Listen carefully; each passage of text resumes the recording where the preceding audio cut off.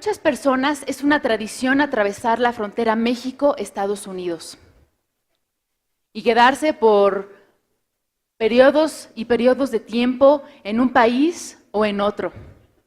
Es el caso de Cristina Rivera Garza, quien lleva la frontera en la piel, en la médula de su historia familiar. Conozcamos más de la escritora Cristina Rivera Garza.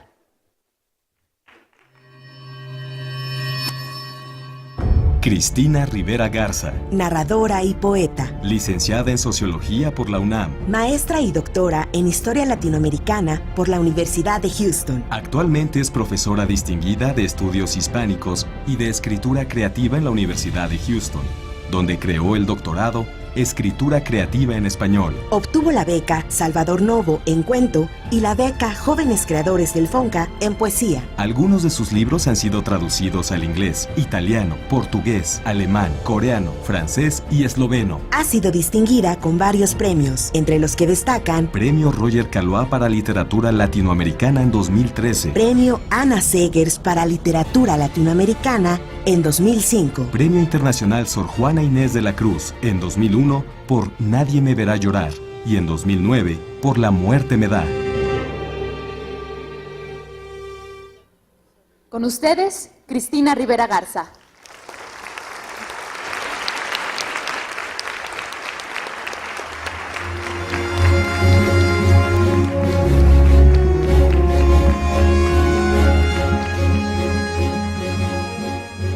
Hola, buenas noches. Espero que se la estén pasando tan bien como yo me la estoy pasando. Es verdaderamente un gusto, un privilegio, un orgullo regresar a mi alma mater aquí. Y yo esta noche vengo a contarles una historia acerca de una frontera, que conozco muy bien, es la frontera entre México y Estados Unidos, especialmente la que se forma entre Tamaulipas y Texas. Y decidí tocar este tema hoy en la noche aquí con ustedes, porque a pesar de que hablamos tan seguido acerca de cruzar fronteras, acerca de resistir fronteras o de tirar fronteras, a veces se nos olvida pues que las fronteras no han estado ahí por mucho tiempo, que las fronteras también son construidas por hombres y mujeres en distintos contextos y por distintas necesidades. Entonces, este es uno de los temas que voy a tratar en los minutos que pasaré aquí platicando con ustedes. La otra cosa que me interesa tratar también aquí es que a veces cuando leemos un buen libro o escuchamos una buena historia, nos quedamos con la impresión de que esa historia así nació, que así se le ocurrió al escritor o a la escritora, que así apareció desde el inicio y como por milagro bajó de algún, no sé, cielo impoluto y bajó a través del cuerpo del escritor o escritora sin tener mucho contacto con otro tipo de conocimientos o otro tipo de experiencias, otro tipo de saberes. Y en la historia que yo les vengo a contar hoy en la noche, creo que va a quedar muy claro que para poder decir incluso cosas mínimas acerca de esta frontera tan personal mía de la que les vengo a hablar, pues he tenido que echar mano de mi labor como historiadora, de hacer investigación, de entrevistas y pláticas con personas del área, pero también he tenido que recurrir al conocimiento de otros campos y otras disciplinas, cosas que tienen que ver con la agricultura, con la calidad del suelo, todas estas discusiones sobre cambios climáticos, para poder siquiera tocar algunos de estos aspectos. Entonces, cualquier historia, aun cuando los escritores nos encanta decir que así nació la historia, justo como la ven al final, así iba a suceder, realmente están ahí funcionando un montón de articulaciones y de pensamiento interdisciplinario, de conexión de epistemologías y conexión de experiencias. De hecho, la primera gran frontera que un escritor tiene que cruzar es salir de sí mismo. Una de las grandes cosas que hace la escritura es que nos lanza fuera de nosotros mismos con la posibilidad a veces, cuando la situación es feliz, de aterrizar en los zapatos de otro y poder también tener esta experiencia. Entonces les decía, esta es una historia que me va a llevar de regreso en la historia del país hacia la década de los 20, justo después, justo al inicio de la etapa postrevolucionaria, cuando un grupo de hombres y mujeres, aunque por lo regular siempre oímos hablar más de los hombres que de las mujeres, se propusieron transformar la vida social de este país. Pero ellos no solo intentaban promover cambios de tipo social y cultural, de hecho eran de una ambición bastante desmedida. Algunos de ellos, especialmente en relación al norte del país, intentaron cambiar la faz de la tierra. Intentaron transformar grandes trechos de tierra seca en tierra para cultivo. Y fue uno de los grandes proyectos de la posrevolución. ¿Cómo lo hicieron? Pues lo hicieron a través del diseño, la construcción, la inversión, empresas. A todo lo largo, desde Mexicali hasta Matamoros. De la presa que les quiero hablar hoy un poquito, es una presa que se llama la presa Don Martín, también conocida como la presa Venustiano Carranza. Ahí, localizada a 15 kilómetros de la frontera, de la frontera con Estados Unidos, entre el estado de Coahuila y el estado de Nuevo León, se estableció, en una tierra bastante seca, se construyó esta presa directamente con el interés muy personal del general Plutarco Elías Calles, quien más tarde, al final de la década de los 20, asistió personalmente a su inauguración. Lo que se quería, les decía, era abrir estas tierras para el cultivo, pero pues claro, necesitaban trabajadores, necesitaban repartir tierras, y se organizó desde esta época un proceso de reforma agraria muy peculiar. No se repartían tierras ejidales como se hizo mucho en el sur del país, sino se hizo una repartición de tierras en la forma de la pequeña propiedad privada. Llegaron mucha gente, llegó gente del sur del país, trabajadores de muchos ámbitos, buscando una oportunidad para mejorar su vida. De hecho, les estoy contando esta historia porque parte de esta gente que vino del sur eran mis abuelos de la parte paterna, y llegaron ahí a trabajar y a tratar de conseguir un espacio para cambiar su vida. También llegaron trabajadores que venían siendo expulsados de los Estados Unidos, los deportados, debido al crash económico que se vivió por ahí de 1929. Y llegaban y los pedían mucho porque traían la experiencia de haber trabajado con el algodón. La historia de hoy tiene que ver precisamente con el algodón. Un cultivo que es tan importante en el norte del país como el maíz lo es para el centro, para la parte que se denomina como Mesoamérica. El algodón, la frontera entre México y Estados Unidos, de hecho, sería muy difícil entenderla sin entender cómo se formaron estos campos de algodón y cómo se produjo tantísimo algodón.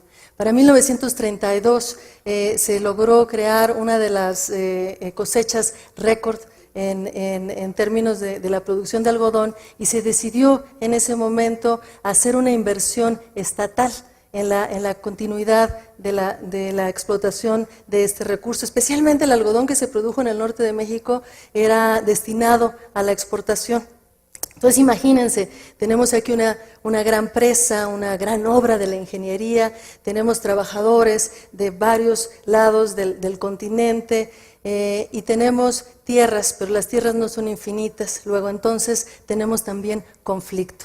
Para 1934, en esta misma área, se organizó una de las huelgas más importantes que se han llevado a cabo en el norte del país, una huelga a la que llegó un legendario escritor mexicano. En esa época todavía no era legendario, todavía no había publicado muchos libros, era muy joven, tenía 19 años, llegó hasta allá enviado por el Partido Comunista Mexicano, José Revueltas. Y José Revueltas, a su presencia en esta huelga le debemos conocer muchas de las características de la siembra del algodón, de cómo funcionaban todos estos campamentos y del origen de los conflictos que propiciaron y que requirieron, de hecho, de su presencia. Le bastó a las fuerzas de la represión unas 3-4 semanas para mandar a José Revueltas para apresarlo y mandarlo a donde él ya había estado una vez, que fue a las Islas Marías. Y la idea era continuar con este proceso, continuar con la siembra del algodón, pero hubo muchos otros conflictos. Problemas estructurales en la presa, problemas con las semillas, problemas con las plagas. Todo eso ustedes lo van a encontrar en un libro maravilloso también de José Revueltas. El libro se titula El luto humano.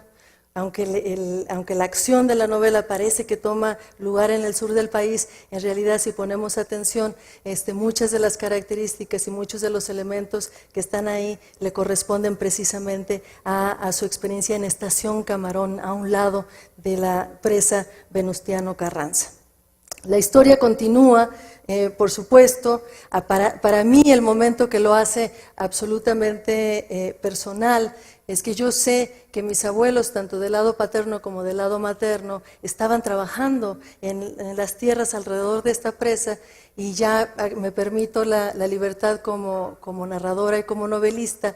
Me gusta pensar, me gusta imaginar, algún día escribiré más sobre esto, que hubo un momento en que el apasionado militante, que era José Revueltas, cruzó la mirada, se vio con los ojos de los que no sabían que iban a ser mis abuelos, pero que son mis abuelos. Eso es parte de la ficción y eso es parte del wishful thinking a veces de la novelista. Las cosas se complicaron, el monocultivo usualmente ocasiona erosión de la tierra, hubo plagas que no se pudieron controlar. Y este experimento, que había sido fundamental y que había sido muy exitoso, uno de los experimentos más importantes y económicamente más sólidos del cardenismo, se vino abajo. Los trabajadores agrícolas tuvieron que buscar otras alternativas. A Cárdenas le interesaba mucho seguir poblando la frontera, tener una presencia del Estado mexicano activo y fuerte justamente en la frontera con los Estados Unidos, y apoyó mucho a un grupo de trabajadores agrícolas que decidieron ir desde este estado de Nuevo León, avanzar en carretas, a veces en autos, a veces a pie, hasta la esquina del país, hasta Matamoros.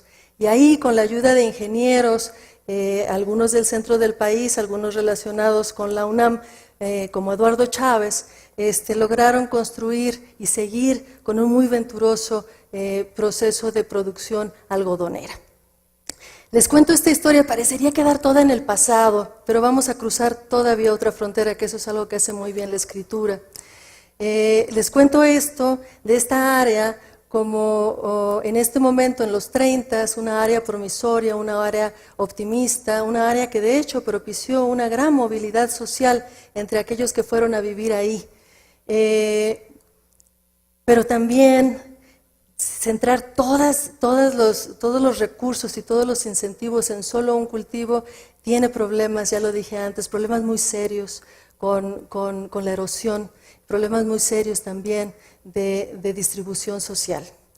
Lo que pasó ahí es que finalmente en los 50 se acabó el experimento algodonero, hubo que reemplazar al algodón por el cultivo del sorgo, pero el sorgo produce relaciones sociales muy diferentes a las del algodón. El sorgo produce concentración de tierra y no el proceso que había dado lugar, que era la reforma agraria y la distribución de la tierra en el sitio. Es decir, se producen otro tipo de conflictos sociales, tantos que muy pronto hubo que, aunque todavía se siembra sorgo, vino otro tipo de producción a caracterizar esta frontera mexicana. Llegaron las maquilas y otro tipo de trabajo fue requerido. Cuando la producción maquilera estuvo en declive, llegó, y esto lo estamos viendo justo ahora, la violencia. Tamaulipas, como bien lo saben, es uno de los estados más golpeados por la violencia relacionada a la así llamada guerra contra el narco, una guerra realmente contra la ciudadanía. Y yo veo una relación casi ineludible entre este proceso optimista, bien intencionado, muy exitoso, que fue sembrar algodón a inicios del siglo XX, a mediados del siglo XX, pero hacerlo de tal manera sin cuidar y sin respetar también la ecología y los ciclos naturales que le corresponden a distintos territorios de nuestro país. Yo quisiera, no sé, recordar esta historia aquí hoy con ustedes para hacernos pensar en el tipo de riesgos que implica el meternos, el querer transformar también, violentar a veces las relaciones mismas con las plantas, con el suelo, con nuestro mundo natural. Pensar también que a veces lo que parece un gran triunfo en el corto plazo puede resultar bastante problemático y a veces tremendamente trágico en el largo plazo. Las fronteras, sin embargo, la frontera mexicana, esta frontera a la que me refiero, es una frontera viva. Hay violencia, sí, como ya lo he dicho, pero también siguen hombres y mujeres trabajando incansablemente, cruzándola de un lado para otro, formando esta ecología social a la que conocemos en este lugar del mundo como el Valle. Yo ahora mismo estoy trabajando en la Universidad de Houston con un montón de estudiantes latinos, un montón de estudiantes que vienen también de México, y me da siempre un gran gusto, un gran sentido de orgullo poder decir que todos los que tenemos una relación vital con el área también podemos seguir trabajando para acabar con la violencia que caracteriza nuestra época y nuestro momento, para poder tener un poquito más de conciencia sobre las múltiples fronteras que tenemos que cuidar, la frontera entre lo humano y lo no humano, la frontera entre las múltiples saberes y experiencias que necesitamos para contar una historia que siempre será una historia íntima. Las grandes historias sociales tienen valor y vamos hacia ellas cuando también nos tocan. Yo espero que esto nos haga un poco reflexionar sobre esta esquina del país que está por allá entre Matamoros y Brownsville, entre Ciudad Anáhuac y Reynosa, pero que también nos haga pensar en nosotros que estamos continuamente aquí cruzando fronteras entre el mundo animal, entre el mundo vegetal, entre nuestros amigos, nuestros allegados y nuestros otros. Muy bien, pues muchas gracias.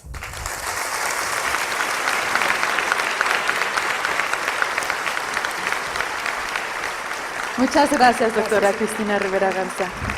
La estudiante Melissa Martínez Mejía es quien le entrega el puma de piel dorada en representación de la comunidad universitaria. Un fuerte aplauso, por favor.